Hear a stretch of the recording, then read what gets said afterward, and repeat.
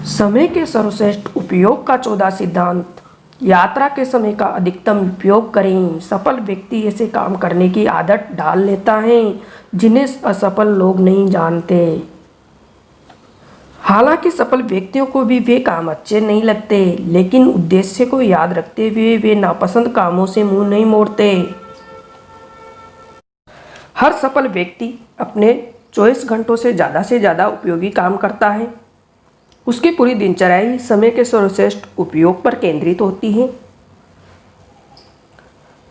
Mic रकडाल ने कहा भी है, आपके भविष्य का रहस्य आपकी दिनचर्या में छुपा है।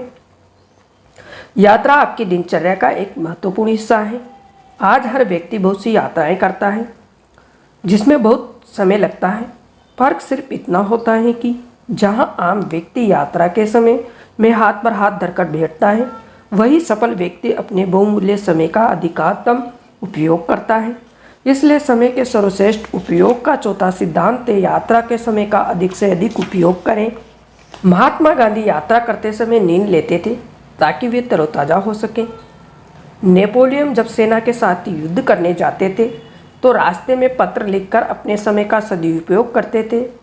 एडिस अपने समय की बर्बादी को लेकर इतने सचेत थे कि किशोरावस्था में जब वे रेल में यात्रा करते थे तो अपने प्रयोग से जुटे रहते थे।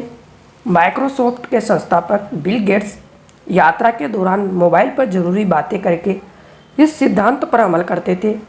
बिल गेट्स ने तो एक बार अपने गैरेज में अफ्रीका का नक्शा टांग दिया था ताकि अब वे अपनी कार का इंगिशन बंद करें तो उनके कीमती सेकंड्स बर्बाद न हो, बल्कि उनका कुछ उपयोग हो जाए। समय को लेकर सभी सफल लोग सतर्क रहते हैं क्योंकि वे जानते हैं कि समय बड़ा बलवान होता है और इसका सदुपयोग ही सफलता संभव है। आप और हम भी अपनी यात्रा के समय का लाभ उठा सकते हैं। नौकर पेशी लोगों को घर से ऑफिस तक की यात्रा में काफ़ी समय लग जाता है और सेल्समैन का तो अधिकांश समय यात्रा में ही बीतता है। हमें यह जान लेना चाहिए कि 2.5 घंटे यात्रा करते हैं तो हमारे जीवन का लगभग 10% समय तो यात्रा में ही चला जाता है। इस समय में कोई मूल्यवान कार्य करके आप इसका सार्थक उपयोग कर सकते हैं। देखिए, यात्रा के दौरान ज़्यादातर लोग या तो मोबाइल पर गाने सुनते हैं या फिर अखबार पढ़ते हैं या गपशप करते रहते हैं। ये नहीं जानते कि इस दौरान प्रेरक पुस्तकें पढ़कर, शैक्षणिक टेप सुनकर या कोई अन्य महत्वपूर्ण काम करके वे अपने लक्ष्य तक तेजी से पहुंच सकते हैं। अध्ययनों से पता चला है कि आमतौर पर सेल्समैन का 45% कामकाजी समय यात्रा में गुजर जाता है।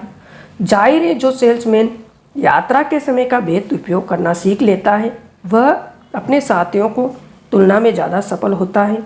इंतज़ार करना किसी को अच्छा नहीं लगता, परंतु हमें मजबूरन किसी व्यक्ति या बस ट्रेन का इंतज़ार करना पड़ता है।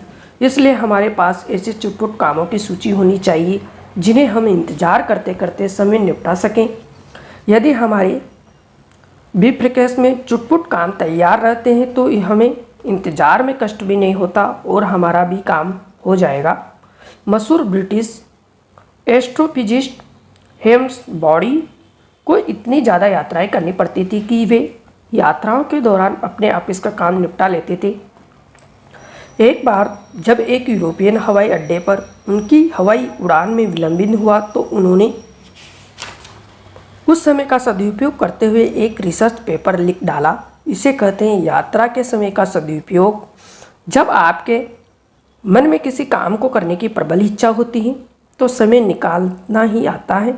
फेडरेशन नीति की बात याद रखें, जब किसी मनुष्य के पास रखने के लिए ज़्यादा सामान होता है तो दिन की पोशाक में 100 जेबें होती हैं। समय का ध्यान रखिए, जो समय भी आपका ध्यान रखेगा। हर दिन समय को छोटे छोटे अंतराल देता है, उसमें बहुत कुछ सिखाया जा सकता है जिन्हें अधिकांश लोग बर्बाद कर देते हैं।